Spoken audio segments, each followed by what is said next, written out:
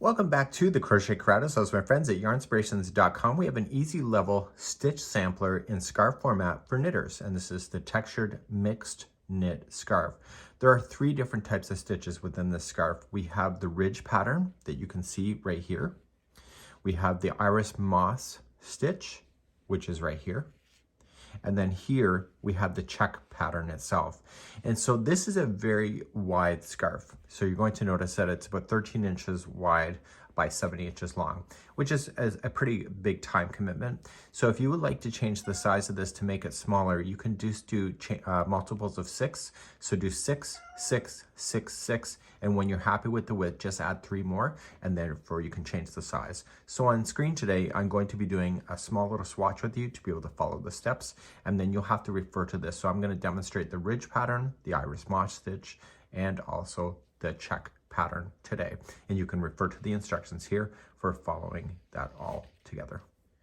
For those interested, each one of these patterns that you see, the ridge, the iris moss, and the check, each has their own stitch multiple, but together the 6 plus 3 equals the scarf. So if you wanted the ridge pattern, it doesn't matter, there's no stitch multiple involved. The iris moss stitch, it's multiples of 2 plus 1, so go 2, 2, 2. Happy with the width, just add 1 more. And the check pattern is multiples of 6 plus 3. So this one is the big multiple of all of them. That's why it's 6 plus 3 in order to maintain. I'm going to be using circulars today, but you can also use the sticks for knitting, and it's a 5mm size US 8 that you have. Bernat Super Value is what is suggested. Here on screen, what you're looking at here is Red Heart Super Saver in ombre, and you can see the different textures that you have from the ridge to the iris moss stitch to the check. Either way, it's pretty neat. So the check is the most of the scarf, and just the edging is basically all this fancy footwork that you see. So it's not hard. Let's begin. So as we begin, the instructions are right here.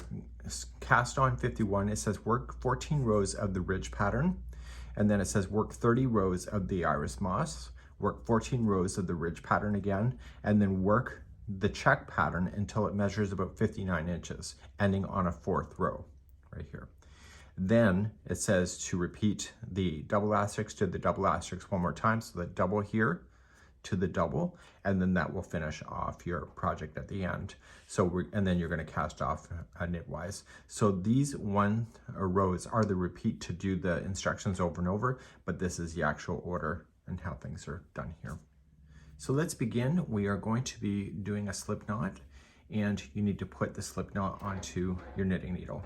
On screen, you're looking at Peyton's Lincoln Fog, and this is in the color of Nest Egg. So you can either cast on 51 or do the multiples of 6 plus 3. So I'm going to do the multiples of 6 plus 3 so I can do a small swatch with you on camera. And so you're just going to either do the 51 or 6 plus 3. And so if you're doing the multiples, if you don't understand that, you're just going to say, okay, this is 1 on there. I'm doing a twist and transfer cast on. So I'm going to assume that you know how to cast on for this video. We have a lot more newbie videos here on YouTube if you need that. Step-by-step slow videos is what people are asking for. At the time of filming, I've only been knitting for less than 2 months, and so I'm just practicing every day just to get the motion down pat. So once I get my first 6, are you happy with the width? It's going to be a little bit wider, but that's 6.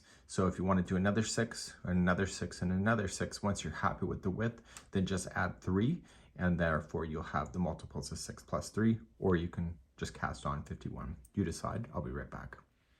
Now that I've done the cast on, we're now ready for the instructions, and it says work 14 rows in the ridge pattern. So the ridge pattern consists of 4 rows, and I'll demonstrate each row, and then you can repeat over and over. So row number 1 is going to be a knit stitch. So just going in and just apply a knit stitch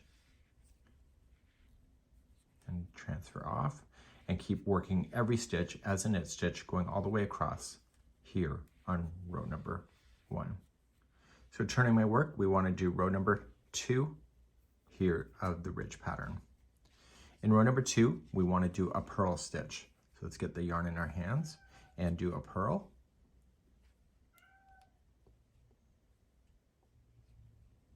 So let's do a purl stitch for row number 2. The whole thing is purling all the way. And so you're gonna purl, purl, purl, purl all the way on row number 2. And I'll be right back in a moment, so go all the way to the end. Okay, row number 3, you're going to also do a purl all the way across. So please do a purl for number 3. And finally, row number 4 is a knit stitch all the way across. So together, from 1 to 4, made up the ridge pattern. Now we're going to talk about the repeating in just a few moments because we need to repeat a certain amount of times, and then you can move on to the next stitch after that.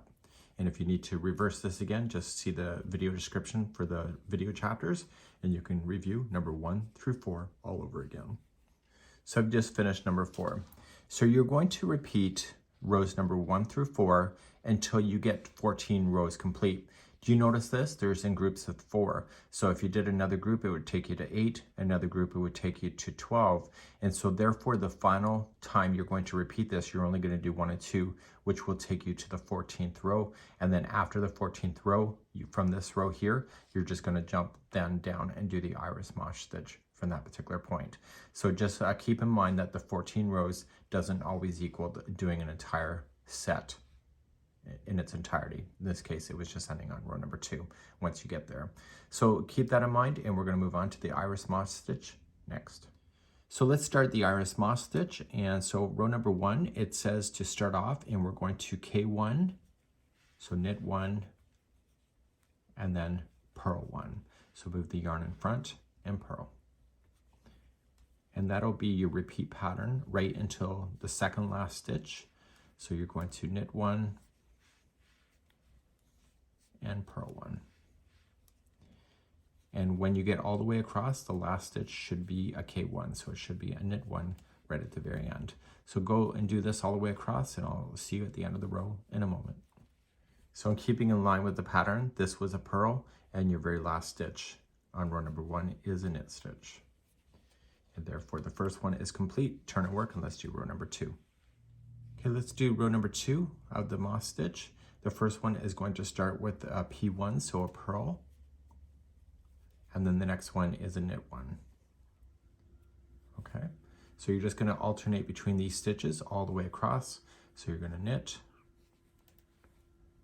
and purl your way across.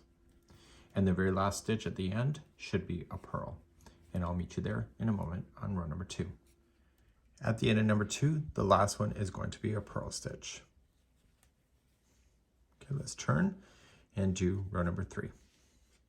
Row number 3, the first one is going to be a purl stitch.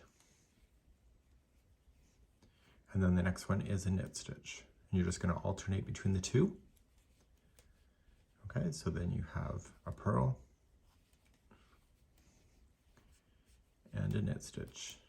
And you're going to go all the way across, and the last stitch will be a purl. And I'll meet you there in a moment.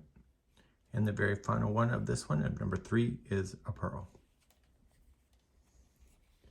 Okay, good. Let's turn our work and begin.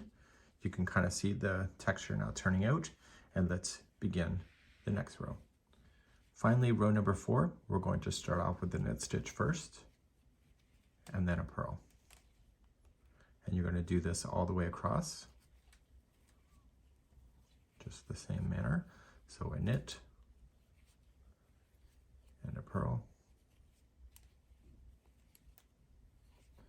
And the very last stitch when you get all the way across is going to be a knit stitch, and that's just keeping in sync.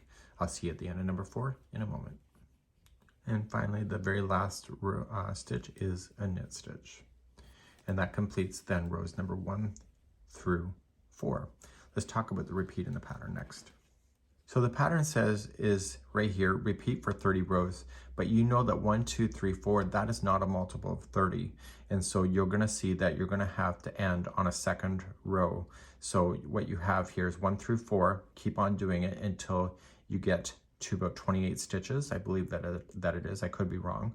But then you have to do rows number 1 and 2 in order to get back to 30. And then you're going to go back to the ridge stitch here again for 14 rows, and then you need to go back then to the check pattern, which we have to do yet, and then everything else is just a matter of keeping in sync.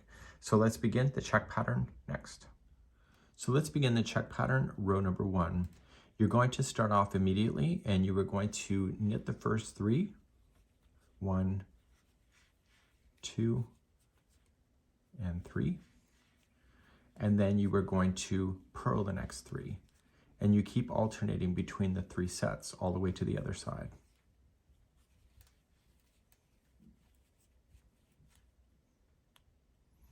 Okay, and so then you're going to knit 3, purl 3, and by the time you get all the way to the other side, the last 3 on row number 1 will be a knit 3. So please continue this across for row number 1 of the check pattern. Row number 2 of the check pattern. The first 3 actually are going to be a purl. So 1, 2, and 3. And then the next 3 are knit. The next 3 are purl, the next 3 are knit. And by the time you get all the way to the end, the last 3, if you're going within sync, should be purling. So please alternate between the 3 stitches going all the way across. Rows number 3 and 4 is the same as the first and the second rows. So number 3 is the same as the first, which is knit the first 3, purl the next 3, knit the next 3, purl the next 3. And by the time you get all the way to the end, the last one, if you're keeping in that sync, should be knit 3. So please repeat this. This is row number 3. Row number 4 is the same as row number 2. So you're just going to start off and purl the first 3, and then knit the next 3, purl the next 3, knit the next 3, and you'll do that all the way across. And the last 3 should be a purl, just so that you know. Let's do this. This is row number 4. So at this point, you can see literally the boxes are starting to appear. So in row number 5 that we're about to begin, we're about to change the direction of how the boxes appear. So it'll be opposite to what you've just done. So in the 5th row that we're about to begin, we're going to start with purling of 3 first. So 1, 2, and 3. And then you're going to knit the next 3. So it's changing the direction of the stitches. So you're going to do that sequence all the way across. So you're going to purl 3, knit 3, and then the very last 3 stitches in this row should be a purl of 3 if you're keeping in the sequence. And I'll see you at the end of the row, number 5. Row number 6, you're going to start off and you're going to knit the first 3 and then purl the next 3. Knit the first 3, purl the first 3.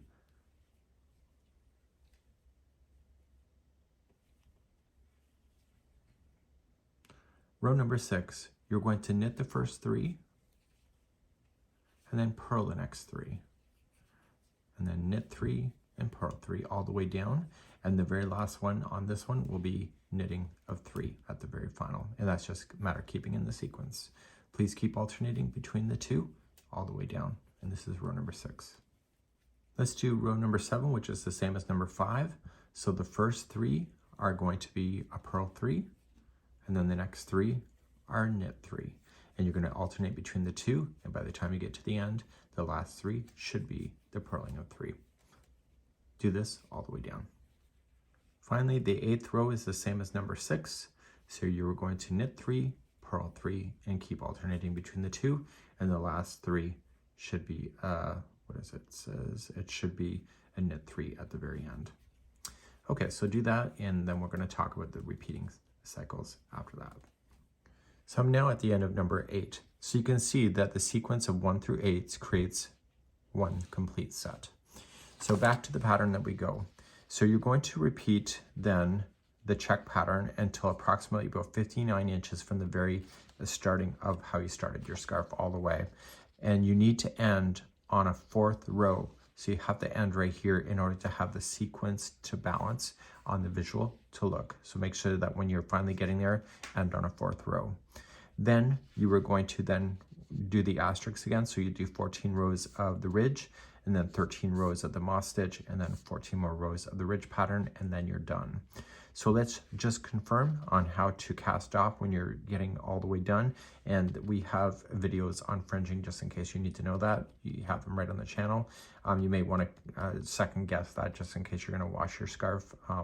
That might be a factor for you, but you have to decide what's right for you. So let's do the casting off knitwise. When all is said and done and you're ready, you're going to cast off knitwise throughout the whole thing, so you're not going to do a purl at all. So you're going to knit the first one, and then you'll knit the next one. Then you were going to take this one and go right up over top. Hold this to prevent this loop from sliding off. So you're going to scoop under the first one. This takes practice. So I'm just kind of pulling tight with this finger that's moving to prevent it from sliding off. You're going to knit the next one.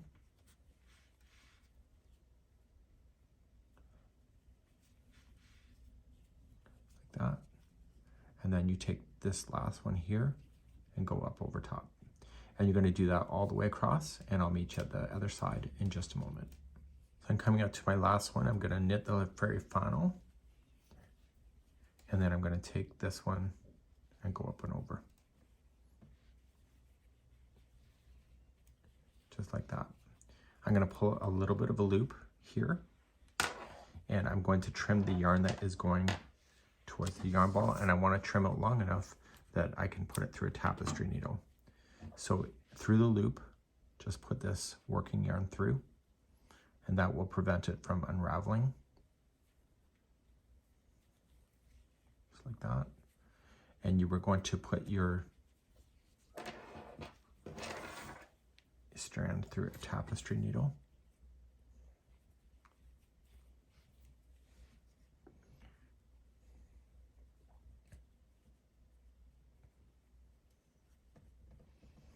Okay, just stay towards the edge and pull it through.